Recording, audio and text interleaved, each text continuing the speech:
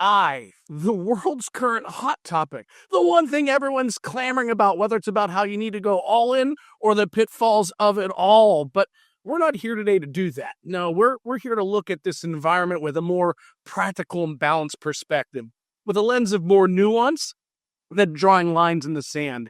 And I have the perfect person to talk about this with the context of your content.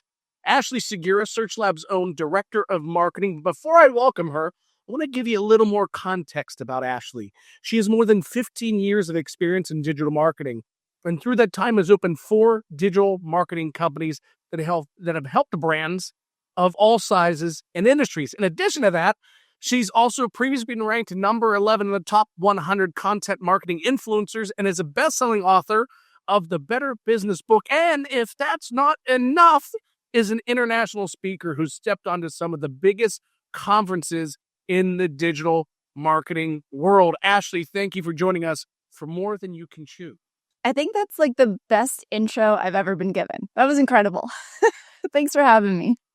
Absolutely. I do what I can. So let's get right to it. I have a 2-part question for you, but before you start your response, I'll repeat the first part so viewers have as much clarity as possible and they're focused on sort of the question and the answer. So where does AI properly fit into the operations of content creation, and where does it perhaps even subtly introduce risk for a business's digital performance? So let's cover the first part.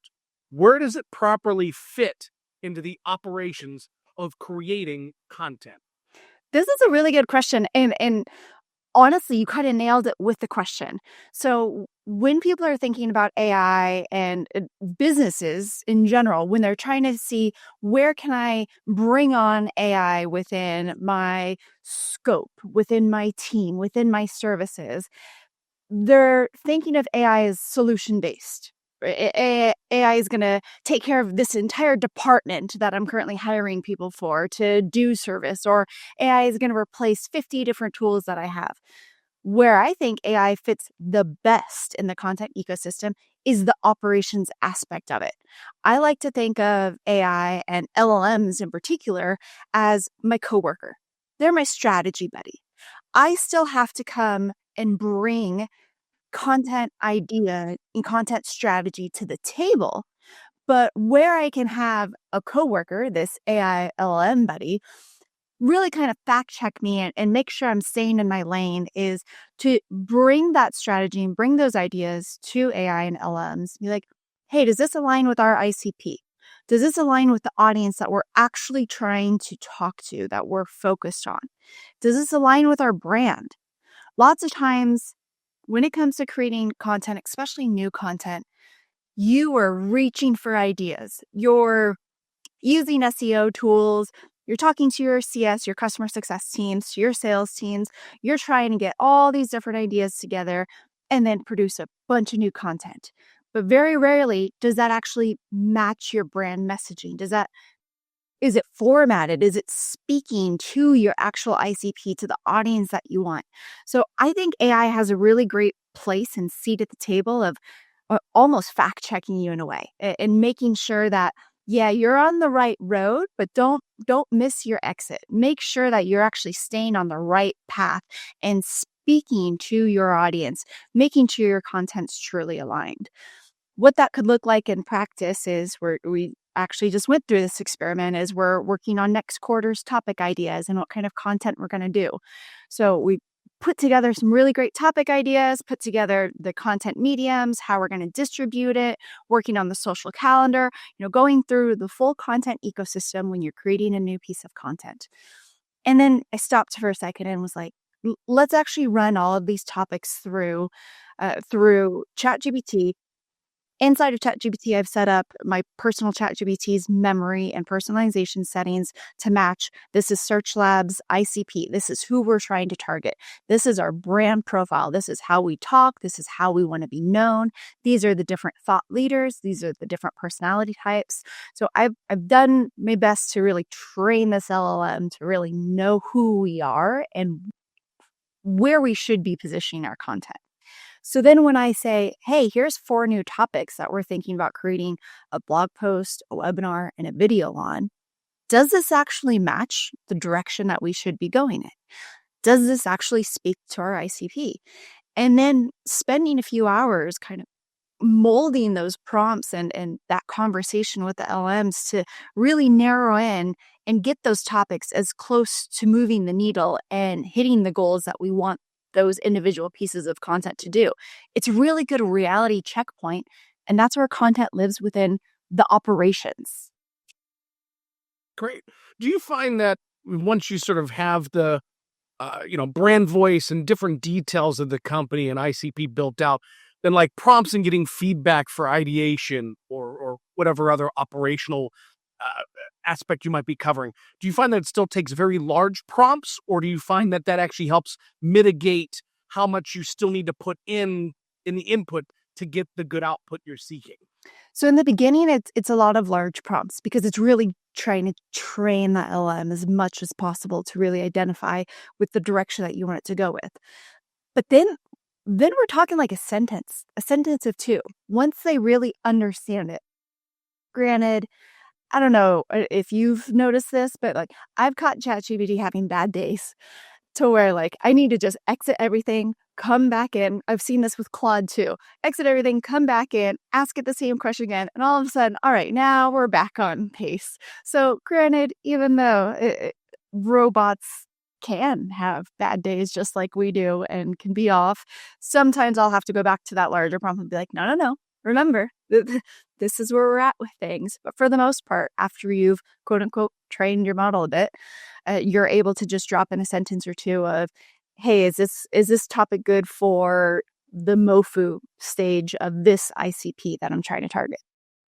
Great. So really that just underscores the importance of the heavy lift up front and really putting forth the effort, because then it makes everything else so much easier as you then continue to execute quarter after quarter.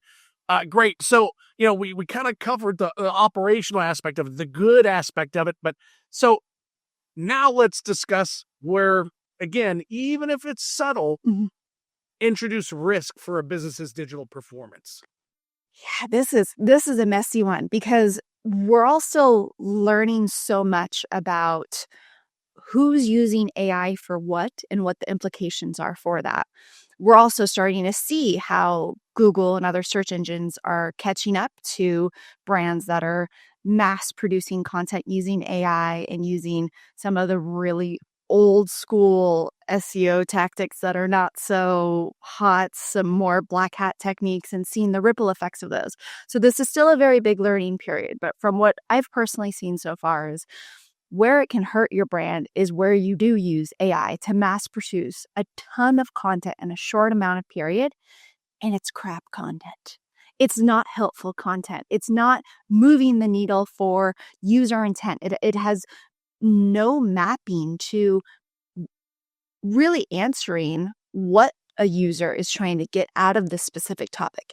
It's more of checking a box, and one of the ways we've been seeing this a lot is like through FAQ pages. Brands are creating tons of FAQ pages using AI to do it, not actually providing any helpful information, just scraping various other FAQ pages and trying to do this at a mass content to check a box and get their brand in listicles like top 10 pizza restaurants in Boston. And they're literally, it's kind of like the idea of keyword stuffing, they're content stuffing and using AI to do it. Yeah, I always liken to, I read a study that on average to get even a half decent output of content from AI takes about a 500 word prompt, takes the average person 30 minutes to write 500 words. When you talk to agencies who promise 20, 30, 40 pieces of content, they are not investing the time to spend all those hours to get just half decent pieces of content. They're going in there, and to your point, it's the path of least resistance. They're putting in as little effort, as real effort as possible just to be able to produce at that volume. So definitely a lot of AI slop that I think we should all be talking more about. Yeah, and it's really interesting how ChatGPT in particular develops patterns with its content. So we had the M- era where everything it was putting out had an M dash in almost every sentence. And so people who were using ChatGPT to create content for like their LinkedIn profiles or for their blog posts, you could tell they literally used ChatGPT in particular because M dashes would be everywhere. Now ChatGPT's new thing is short sentences, like literal 2 to 3 words and then a period, 3 to 4 words and then a period. And then they're dropping a bunch of bullets. So LLMs they're all based on patterns. That how they scan things, how they retrieve data, it's all pattern based.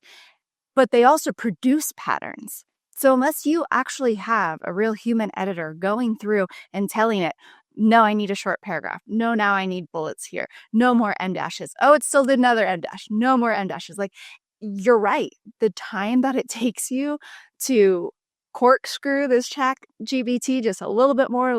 By the time you pop that bottle open, it's been 3-4 hours, and you could have written the article yourself at that point. Yeah. And you can, I'm pretty sure even beyond just spotting it based on the patterns, you can see even patterns in the content strategy, such as I saw a car dealership in which they had 5 different blog posts about the Camry is defined by all-around excellence, and the Tacoma is defined by all-around excellence, and the Tundra is defined by all-around excellence. So you can even see it in the outputs of just the strategy itself. Oh, totally. And that's this content stuffing idea of they're just checking a box and there's no actual strategy, thoughtful strategy put behind that. We have been told for the past 3, 4, 5 years now, helpful content, match content based on your user's intent, whether they're top of funnel, middle of the funnel, bottom of the funnel. Create content based on those different stages and specifically for what they're looking for, and be helpful with it. So now we have AI to just mass produce a bunch of content that is very rarely even remotely helpful. Great. So before we pivot to the last segment, let me ask you, you've mentioned ChatGPT, you mentioned Claude. Are those sort of the two you find yourself using the most, or are there other platforms you find work for other operations, or just any tips you can provide viewers on sort of where you see the best platforms for the best use cases? Yeah, definitely. So through THRUUU, 3 U's there, that's a really great tool for the entire content ecosystem as you're developing a strategy. Helps you come up with topic ideas, also build content briefs and outlines, really takes a look at FAQs from people also asked, also relevant search terms to identify what your heading should be, what the average word count could be based on current ranking articles. And they also have a really nice AI component that helps combine all of this together to give a writer a full brief. So if you're working with copywriters outside of your company, that's a really nice way from coming up with the topic idea to being able to hand something over to a copywriter, get everything done within like a 30, 45-minute period. Great. Awesome. Well, let's go ahead and pivot to the most difficult question that you're going to be asked today. And that is, based on all of your travels, or even just your hometown, if there is some place where look, if you're in this city state, this is a place you have to go eat at. This is a place you must check out before you leave. So, okay, I don't know the name of it anymore, but it's still happening. It's still in the same place. It's at the top of the Stratosphere Hotel in Las Vegas. And I know the Stratosphere is, it's a little dated, but stay with me. You go all the way up to the top, and it's one of those 360 rotating restaurants.